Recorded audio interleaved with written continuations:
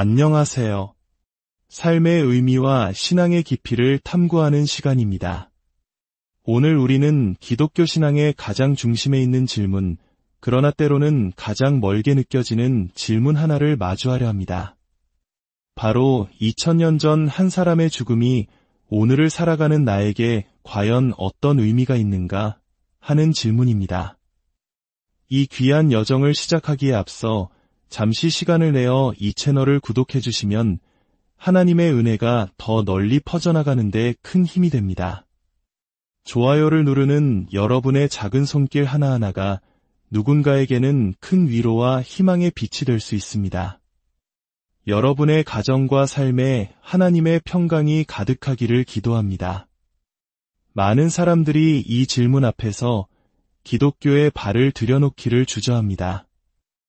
너무나 오래전의 사건이 지금의 나와 무슨 상관이 있는지 도무지 이해할 수 없기 때문입니다. 하지만 놀랍게도 우리 중 많은 신앙인들조차 이 질문과 제대로 씨름해 본 적이 없어 삶 속에서 십자가의 능력을 온전히 경험하지 못하고 있을 때가 많습니다. 예수님은 왜 죽으셨을까요?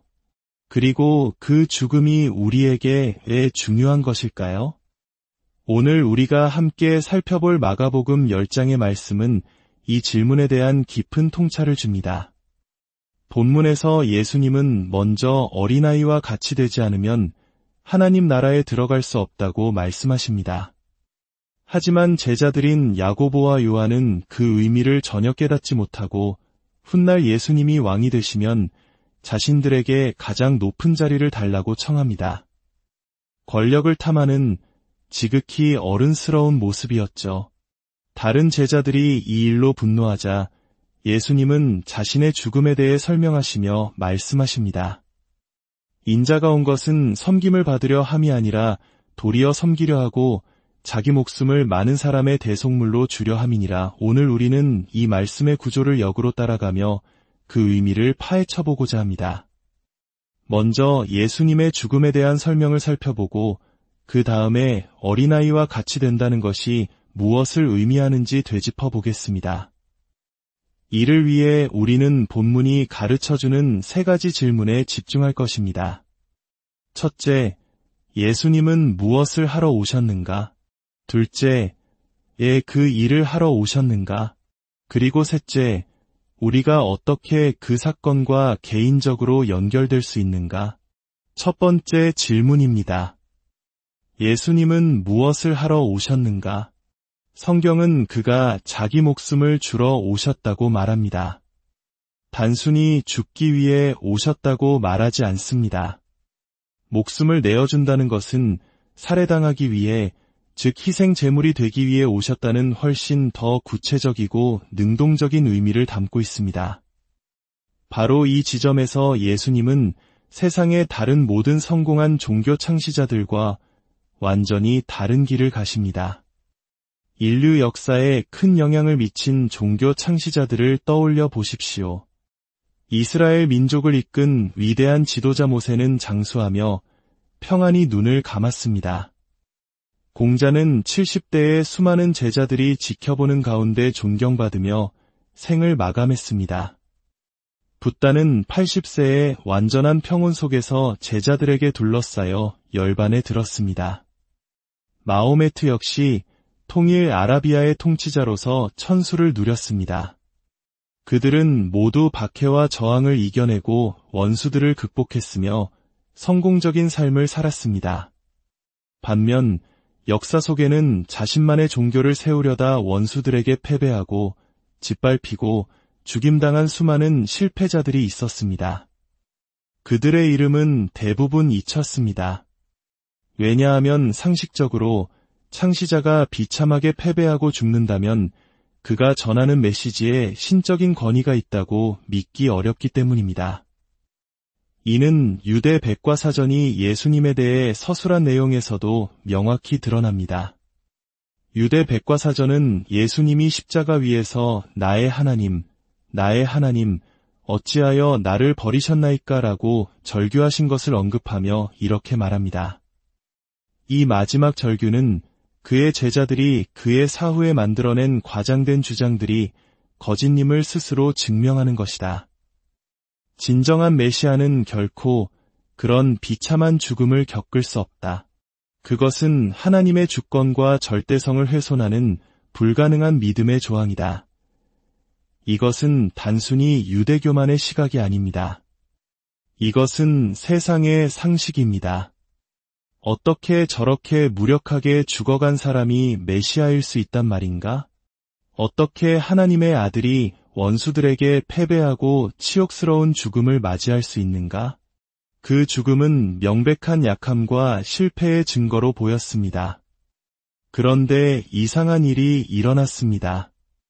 예수님의 제자들에게 그들의 상식을 뛰어넘는 어떤 사건이 발생한 것입니다. 그들에게 십자가는 더 이상 패배의 증거가 아니었습니다. 오히려 명예의 상징이자 마르지 않는 기쁨의 원천이요, 그 어떤 고난도 이겨낼 수 있는 위로가 되었습니다. 십자가는 그들의 삶에 엄청난 기쁨과 능력을 불어넣었고, 그 결과 기독교는 역사상 가장 영향력 있는 종교가 되었습니다. 제자들의 삶은 완전히 변화했습니다. 그들은 담대하게 복음을 전파했고, 어떤 박해도 두려워하지 않았습니다. 무엇이 그들을 이렇게 바꾸었을까요? 패배의 상징이었던 십자가를 어떻게 기쁨과 능력의 원천으로 바꿀 수 있었을까요? 그 해답은 바로 두 번째 질문에 있습니다.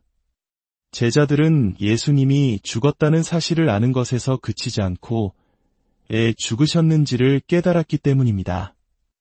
그 죽음이 사실은 위대한 승리였다는 것을 이해했을 때 그들의 삶은 송두리째 변했습니다. 혹시 이 자리에 예수님이 나를 위해 죽으셨다는 사실을 막연하게 믿고 계신 분이 있습니까? 그렇다면 스스로에게 물어보십시오. 그 믿음이 당신의 삶을 바꾸었습니까? 당신을 이전과 다른 특별한 사람으로 만들었습니까? 만약 그렇지 않다면 그것은 당신이 예수님이 죽으셨다는 사실은 알지만 왜 죽으셨는지는 아직 온전히 깨닫지 못했기 때문일 수 있습니다. 그렇다면 가장 중요한 질문으로 넘어가 보겠습니다. 예수님은 죽으셔야만 했는가? 성경은 그가 자기 목숨을 많은 사람의 대속물로 주려 오셨다고 답합니다. 대속물, 헬라어로는 리트론이라는 이 단어는 매우 풍부한 의미를 담고 있습니다. 고대 사회에서 이 단어는 전쟁에서 패배하여 노예로 끌려간 전쟁포로를 자유롭게 하기 위해 지불하는 몸값을 의미했습니다. 당시 전쟁에서 패하면 끔찍한 노예 생활이라는 형벌이 뒤따랐습니다. 그 비참한 운명에서 벗어날 유일한 길은 누군가가 엄청난 대가를 치르고 몸값을 지불해주는 것뿐이었습니다. 예수님은 바로 이 몸값의 개념이 자신이 우리를 위해 한 일을 이해하는 데 핵심이라고 말씀하십니다. 이 대속이라는 개념에는 두 가지 중요한 측면이 있습니다. 바로 객관적인 측면과 주관적인 측면입니다. 객관적인 측면은 우리 외부에서 일어나는 일, 즉 빚을 갚는 것입니다. 주관적인 측면은 우리 내부에서 경험하는 변화, 즉 마음의 자유를 얻는 것입니다. 예수님은 빚을 갚기 위해 그리고 우리의 마음을 해방시키기 위해 죽으셨습니다. 많은 현대인들은 이 두 가지를 연결하지 못합니다. 인도의 위대한 지도자 마하트마 간디는 자서전에서 이렇게 말했습니다. 나는 예수를 순교자로서, 희생의 화신으로서, 그리고 신성한 스승으로서는 받아들일 수 있다. 그의 십자가 죽음은 세상의 위대한 모범이 되었다. 그러나 그 안에 어떤 신비하고 기적적인 효력이 있다는 것은 내 마음이 받아들일 수 없었다. 간디는 십자가가 이기심의 속박에서 우리를 벗어나게 하는 감동적인 모범이 될 수 있다는 주관적인 영향력은 인정했지만 우리의 죄책감을 없애주는 객관적인 능력이 있다는 것은 거부했습니다. 하지만 성경은 이 둘이 분리될 수 없다고 말합니다. 먼저 객관적인 측면, 즉 빚을 갚는 것에 대해 생각해 봅시다. 많은 사람들이 이런 질문을 던집니다. 왜 하나님은 예수의 죽음을 필요로 하셨나? 그냥 우리를 용서해 주실 수는 없었나? 왜 성경의 하나님은 인간의 희생 제물로 달래져야 하는 원시적인 신처럼 보이는가? 이것은 매우 타당해 보이는 질문입니다. 하지만 그 질문 아래에는 용서에 대한 피상적인 이해가 깔려 있습니다. 한 가지 비유를 들어보겠습니다. 당신이 아끼는 자동차가 주차장에 세워져 있다고 상상해 보십시오. 그런데 한 젊은이가 야구방망이로 당신의 차를 무자비하게 부수고 있습니다. 유리창은 모두 깨지고 엔진까지 망가져 차는 완전히 못쓰게 되었습니다. 당신이 경찰을 불러오자 젊은이는 진심으로 뉘우치며 용서를 구합니다. 그때 경찰이 당신에게 말합니다. 그냥 잊어버리시죠. 용서해 주세요. 당신은 화가 치밀어 오를 것입니다. 하지만 잠시 복수심을 내려놓고 이성적으로 생각해 봅시다. 그냥 있는 것이 과연 가능할까요? 모든 잘못에는 대가가 따릅니다. 누군가는 부서진 차값을 치러야 합니다. 가해자가 물어내든 당신이 스스로 감당하든 아니면 다른 누군가가 대신 내주든 그 손실은 결코 공기 중으로 사라지지 않습니다. 용서란 잘못을 없었던 일로 만드는 것이 아니라 그 잘못으로 인해 발생한 대가를 누군가가 대신 짊어지는 행위입니다. 더 나아가 그냥 용서하는 것이 과연 사랑일까요? 만약 당신이 그 젊은이를 진정으로 사랑한다면 아무런 대가 없이 그의 잘못을 덮어주는 것이 그의 인격에 도움이 될까요? 사회 전체를 사랑한다면 그런 무책임한 용서가 정의로운 사회를 만드는 데 기여할까요? 아닙니다. 당신이 더 사랑이 많고 더 정의로운 사람일수록 용서는 더 어려운 문제가 됩니다. 벌하는 것도 사랑이 아니고 벌하지 않는 것도 사랑이 아니기 때문입니다. 하물며 인간인 우리에게도 용서가 이토록 복잡한 문제라면 완전한 사랑이시며 동시에 완전한 정의이신 하나님께는 이것이 얼마나 거대한 우주적 딜레마였겠습니까? 하나님께서 만약 우리의 죄를 그냥 넘어가 주신다면 그것은 선과 악의 구분이 없다고 선언하는 것과 같습니다. 이 세상에 절대적인 정의란 존재하지 않는다고 말하는 것과 같습니다. 그렇다면 하나님은 어떻게 이 딜레마를 해결하셨을까요? 그분은 그 빚을 스스로 갚으시는 길을 택하셨습니다. 이것이 바로 십자가의 신비입니다. 예수님은 우리를 대신하여 마땅히 받아야 할 형벌의 잔을 받으셨습니다. 이것은 아들이 성난 아버지를 달래기 위해 희생된 것이 아닙니다. 성부 하나님과 성자 하나님께서 함께 무한한 사랑으로 그 고통을 감당하시며 우리를 구원할 길을 여신 것입니다. 아들이 십자가 위에서 아버지로부터 버림받는 고통을 겪으셨을 때 아버지는 아들을 잃는 고통을 겪으셨습니다. 십자가 안에서 우리는 하나님의 절대적인 지혜와 절대적인 사랑, 그리고 절대적인 거룩함이 동시에 만족되는 놀라운 광경을 목격합니다. 하나님은 죄를 그냥 용서하시는 분이 아닙니다. 그렇다면 거룩하지 않으실 것입니다. 또한 용서하지 않으시는 분도 아닙니다. 그렇다면 사랑이 없으실 것입니다. 하나님은 사랑과 정의를 동시에 만족시키는 길, 즉 스스로 빚을 갚으시는 길을 택하셨습니다. 이것이 예수님이 죽으셔야만 했던 객관적인 이유입니다. 이제 주관적인 측면, 마음의 자유를 얻는 것에 대해 생각해 봅시다. 어떻게 십자가가 우리의 마음을 이기심의 속박에서 해방시킬 수 있을까요? 불교나 힌두교 같은 동양 종교들은 인간 문제의 근원을 이기심으로 정확하게 진단합니다. 우리는 모두 인정받고 싶고 사랑받고 싶고 중요한 사람으로 여겨지고 싶은 끝없는 갈망에 시달립니다. 심지어 우리가 행하는 선한 일들조차 나는 이렇게 착한 사람이야라는 자기만족을 얻기 위한 이기적인 동기에서 비롯될 때가 많습니다. 간디는 십자가가 이기심에서 벗어나게 하는 위대한 모범이라고 말했습니다. 하지만 잠시 생각해 보십시오.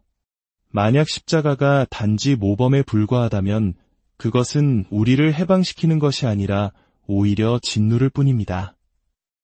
원수를 용서하시는 예수님의 모습을 보며 우리는 감동하기보다 나는 도저히 저렇게 살 수 없다는 죄책감과 절망감에 빠지기 쉽습니다. 그것은 우리에게 또 하나의 무거운 짐이 될 뿐입니다. 하지만 만약 십자가 위에서 예수님이 용서하시는 대상이 바로 나 자신임을 깨닫는다면 이야기는 달라집니다. 그가 객관적으로 나의 빚을 갚고 계심을 믿을 때 비로소 우리의 마음은 주관적으로 자유를 얻기 시작합니다. 만약 객관적인 위험이 없다면 누군가의 희생적인 죽음은 감동적인 것이 아니라 어리석은 행동일 뿐입니다. 제가 여러분에게 사랑을 보여주겠다며 갑자기 한강에 뛰어들어 목숨을 끊는다면 여러분은 저를 미쳤다고 생각할 것입니다. 하지만 만약 여러분이 물에 빠져 허우적거릴 때 제가 뛰어들어 여러분을 구하고 대신 죽는다면 그 죽음은 위대한 사랑의 증거가 됩니다. 예수님의 죽음이 바로 이와 같습니다. 우리는 죄라는 치명적인 위험에 빠져 있었습니다. 예수님은 우리를 구하기 위해 자신의 목숨을 내어주셨습니다. 다른 종교들이 하나님은 당신을 사랑하십니다라는 정보를 줄 때 기독교는 그 사랑이 어떻게 증명되었는지에 대한 이야기를 들려줍니다. 1982년 1월 미국 워싱턴에서 이륙한 한 여객기가 얼어붙은 포토맥 강으로 추락했습니다. 헬리콥터가 구조에 나섰을 때 비행기 꼬리 부분에 몇 명의 생존자가 있었습니다. 구조대는 가장 눈에 잘 띄었던 알랜드 윌리엄스라는 승객에게 먼저 구명줄을 내렸습니다. 하지만 그는 자신에게 온 구명줄을 옆 사람에게 양보했습니다. 구조대가 다시 그에게 구명줄을 내렸지만 그는 또 다른 사람에게 양보했습니다. 그는 자신에게 주어진 모든 구원의 기회를 다른 이들에게 내어주었고 결국 마지막 생존자가 구조된 후 그는 강물 속으로 사라졌습니다. 그는 자신의 자리를 다른 사람에게 내어주고 그들이 받아야 할 죽음을 대신 맞이한 것입니다. 이 이야기가 우리 마음에 깊은 울림을 주는 이유는 대신하는 희생이야말로 우리가 아는 가장 아름다운 도덕적 행위이기 때문입니다. 예수 그리스도는 바로 이 일을 우리를 위해 행하셨습니다. 내가 너를 위해 내 자리를 내어주었다. 내가 너의 죽음을 대신 짊어졌다. 이 사실을 깨달을 때 이 위대한 사랑의 이야기가 우리 마음의 빗장을 부수고 들어올 때 우리는 비로소 이기심의 속박에서 벗어나 진정한 자유를 누리게 됩니다. 더 이상 다른 사람의 인정이나 세상의 성공에 목맬 필요가 없습니다. 하나님의 아들이 목숨과 맞바꿀 만큼 나는 이미 가치 있는 존재이기 때문입니다. 그렇다면 마지막 질문입니다. 우리가 어떻게 위대한 사건과 개인적으로 연결될 수 있을까요? 예수님은 어린아이가 되어야 한다고 말씀하십니다. 어린아이와 같이 된다는 것은 무엇일까요? 여기에는 두 가지 의미가 있습니다. 첫째, 어린아이는 전적으로 의존적입니다. 그들은 스스로의 힘으로 살아갈 수 없으며 모든 것을 부모에게 의지합니다. 하나님 앞에 나아갈 때 우리는 우리의 선행이나 노력을 가지고 협상하려 해서는 안 됩니다. 오직 예수 그리스도께서 이루신 일을 전적으로 의지하며 무력한 모습 그대로 나아가야 합니다. 둘째, 이상하게도 어린아이는 사랑받을 것을 당연하게 기대합니다. 4살배기 아이는 세상 모든 사람이 자신을 사랑하고 자신의 이야기에 귀 기울여 줄 것이라고 확신합니다. 그들은 사랑받는 것에 대해 의심하지 않습니다. 우리 역시 마찬가지입니다. 십자가는 하나님께서 우리의 가장 최악의 모습, 그분을 배반하고 상처 입힌 바로 그 모습에도 불구하고 우리를 얼마나 귀하게 여기시는지를 보여줍니다. 나의 가장 추한 모습을 다 알면서도 나를 위해 목숨을 버리신 그분의 사랑 앞에서 우리는 어린아이처럼 그 사랑을 확신하며 받아들일 수 있어야 합니다. 만약 당신이 여전히 스스로를 자랑하며 교만하거나 반대로 끊임없이 자책하며 자신을 학대하고 있다면 아직 십자가의 능력을 온전히 경험하지 못한 것입니다. 저는 오늘 이 짧은 시간을 통해 십자가의 신비 전체를 다 풀어낼 수 없습니다. 그것은 평생에 걸쳐 배우고 경험해야 할 하나님의 위대한 사랑 이야기입니다. 그러니 이제 각자의 삶의 자리로 돌아가 더 깊이 묵상하고 배워보시길 바랍니다.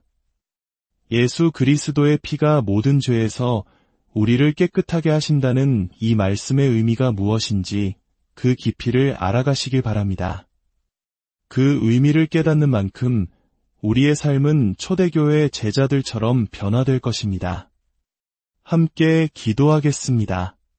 사랑의 하나님 아버지, 오늘 저희에게 십자가의 의미를 다시 한번 생각하게 하시니 감사합니다. 저희가 단지 예수님이 죽으셨다는 사실을 아는 데서 그치지 않고 왜 죽으셔야만 했는지 그 깊은 사랑과 정의를 깨닫게 하여 주시옵소서. 교만과 자기 비하를 내려놓고 어린아이와 같이 그저 주님의 대속의 은혜를 온전히 의지하고 받아들이게 하옵소서. 십자가의 능력이 오늘 우리의 삶을 변화시키고 우리를 이기심의 속박에서 자유롭게 하며 세상을 향한 사랑의 통로로 사용하여 주시옵소서. 이 모든 말씀, 우리를 위해 목숨을 내어주신 예수 그리스도의 이름으로